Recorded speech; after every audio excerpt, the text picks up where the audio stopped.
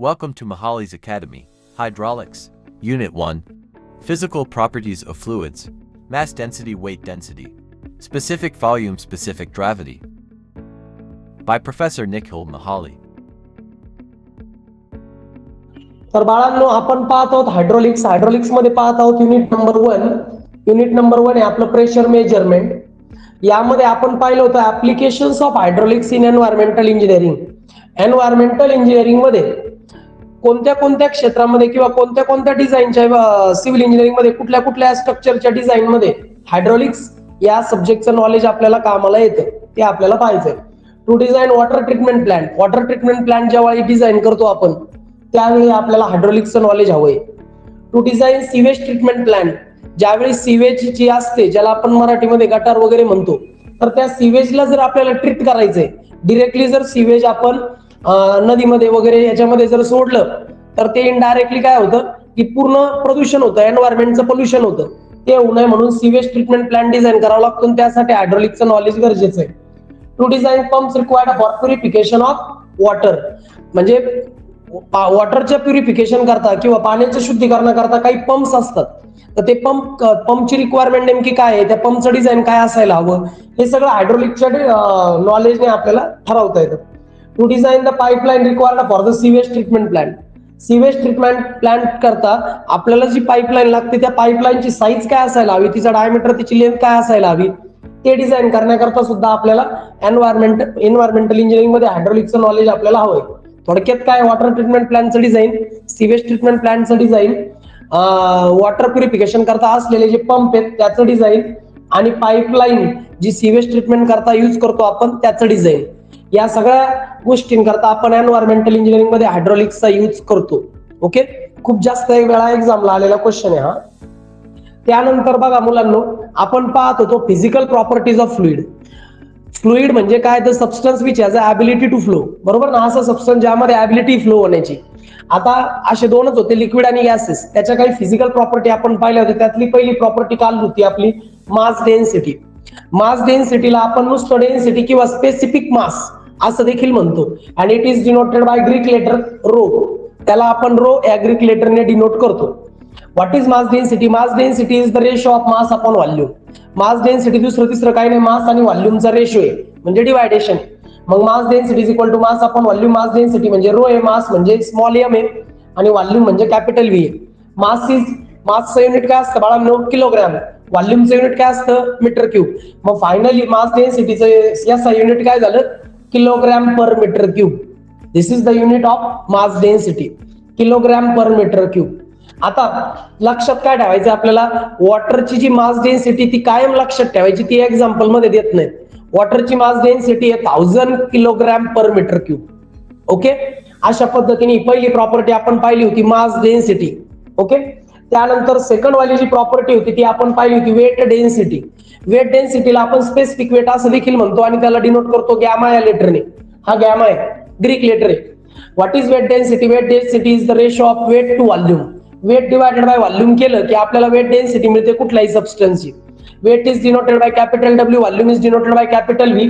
Weight density is denoted by gamma. Gamma is equal to W upon V. वेटचं unit काय असू शकतं? Newton, because weight is a force. म्हणून वेटचं unit आहे Newton आणि व्हॉल्यूमचं unit आहे मीटर क्यूब. म्हणून गॅमाची म्हणजे स्पेसिफिक वेटचं जे असं युनिट ते आहे newton per metre cube. Okay, डब्ल्यूचं युनिट न्यूटन, व्हॉल्यूमचं युनिट मीटर क्यूब, म्हणून फायनली गॅमाचं unit newton per metre cube. आपल्याला लक्षात काय ठेवायचंय? आपल्याला लक्षात ठेवायचंय वेट डेन्सिटी ऑफ वॉटर. हे तर लक्षातच ठेवायचं, एक्झाम्पल मध्ये देत नाहीत. मग वॉटरची वेट डेन्सिटी आहे 9810 न्यूटन पर मीटर क्यूब. याला न्यूटनचं किलो न्यूटन केलं की 1000 ने डिवाइड करायचं म्हणजे काय होईल? 9.81 kilo Newton per metre cube. ही वॉटरची वेट डेन्सिटी लक्षातच ठेवायची.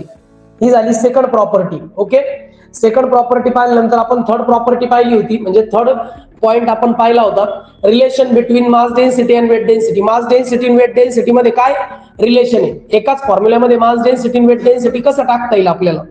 त्यासाठी आपण पाहिलं होतं की वेट अपॉन व्हॉल्यूम. बरोबर, पण डब्ल्यू म्हणजे काय असतं? Mass into gravity. मग डब्ल्यू ची व्हॅल्यू मास इंटू ग्रॅव्हिटी वेटच्या जागेवर पुट केली m g upon V. But m upon V म्हणजे कोण असतं? मास अपॉन व्हॉल्यूम काय असतं? Mass density. मग एम अपॉन व्ही च्या जागी मी रो टाकलं, एम अपॉन व्ही च्या जागी रो आलं, g as it is, g for gravity. Okay, मग काय झाली गॅमाची व्हॅल्यू रे, रो इंटू जी, म्हणजे एकाच फॉर्म्युल्यात वेट डेन्सिटी आणि मास डेन्सिटी दोघंही आलेले आहेत. This is the relation between rho and g, mass density and weight density. मग आता मला रो ची पण व्हॅल्यू हवी असेल तर जी इकडे मल्टिप्लाय इकडे जाऊन डिवाइड होईल. मग रोचा फॉर्म्युला डेव्हलप झाला बाळांनो, gamma upon g. Gamma upon g म्हणजेच काय, mass density is equal to weight density divided by gravity. Okay, असं हे छोटंसं डेरिव्हेशन होतं, 2 मार्काला येऊ शकतं. त्यानंतर थर्ड जो टॉपिक आपण लास्ट लेक्चरला पाहिला होता ते होतं स्पेसिफिक व्हॉल्यूम. स्पेसिफिक व्हॉल्यूम एक फिजिकल प्रॉपर्टी आहे कुठल्याही फ्लुइडची.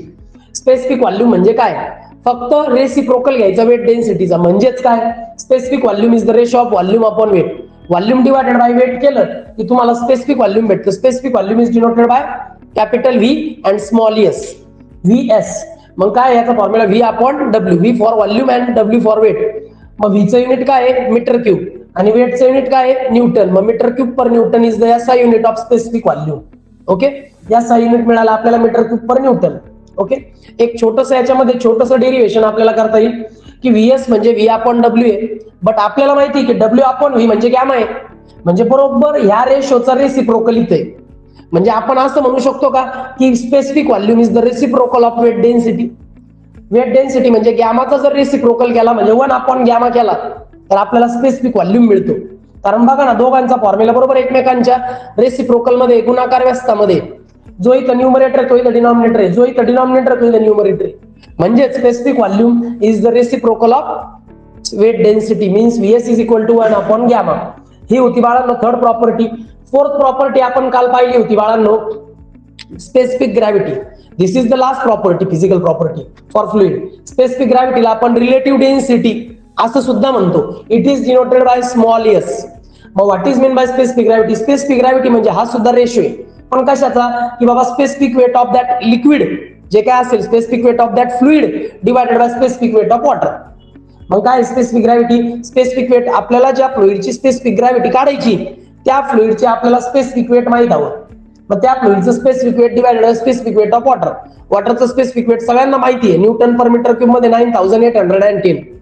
मग specific gravity is denoted by small s. Specific gravity of that fluid is gamma, आणि specific weight of water, specific weight of water काय आहे, गॅमा डब्ल्यू. म्हणजे याचा formula gamma upon gamma W. Gamma म्हणजे specific weight of that fluid. ज्या फ्लुइडची तुम्हाला specific gravity काढायची त्या फ्लुइडचं स्पेसिफिक वेट म्हणजे हा गॅमा आहे. आणि स्पेसिफिक वेट ऑफ वॉटर पाठ पाहिजे गॅमा डब्ल्यू, म्हणजे स्पेसिफिक वेट ऑफ वॉटर म्हणजे या सील म्हणजे स्पेसिफिक ग्रॅव्हिटी. 2 सिमिलर क्वांटिटीचं डिवायडेशन आहे, दोन्ही वेट डेन्सिटी आहे, 2 सिमिलर क्वांटिटीचं डिवायडेशन आलं, त्यामुळे स्पेसिफिक ग्रॅव्हिटीला युनिट नाही, it has no unit. Okay, आता तुम्हाला काय लक्षात ठेवायचंय, आपल्याला लाईफ टाइम सिव्हिल इंजिनिअरिंग मध्येच काय कुठल्या इंजिनिअरिंग मध्ये लक्षात ठेवायचंय की स्पेसिफिक ग्रॅव्हिटी ऑफ वॉटर काय. ज्यावेळी मी स्पेसिफिक ग्रॅव्हिटी ऑफ वॉटर काढतो तेव्हा गॅमा अपॉन गॅमा डब्ल्यू असं लिहितात, पण गॅमा मला ज्या वॉटरची स्पेसिफिक ग्रॅव्हिटी काढायची आहे म्हणून एस डब्ल्यू म्हणजे स्पेसिफिक ग्रॅव्हिटी ऑफ वॉटर. मग इथं काय होईल, स्पेसिफिक वेट ऑफ वॉटरच घ्यावं लागेल, specific weight of water divided by specific weight of water. मग 9810 9810 वगैरे याचं डिवायडेशन केलं की 1 येते. याचा अर्थ काय, की specific gravity of water always 1 असते. Specific gravity of water always 1 असते, हे लक्षात ठेवायचं. आणि अजून एक गोष्ट की प्रेशर मेजरमेंटचे जे काही इन्स्ट्रुमेंट आहे त्यामध्ये आपण मर्क्युरी यूज करतो, म्हणून मर्क्युरीचे पण स्पेसिफिक ग्रॅव्हिटी आपल्याला माहित हवी. मर्क्युरीची स्पेसिफिक ग्रॅव्हिटी 13.6 कायम लक्षात ठेवायची. ओके, आणि अजून एक गोष्ट की स्पेसिफिक ग्रॅव्हिटीला युनिट नसतं, it has no unit because it is a division of similar. Like, share, and subscribe. Thanks for watching.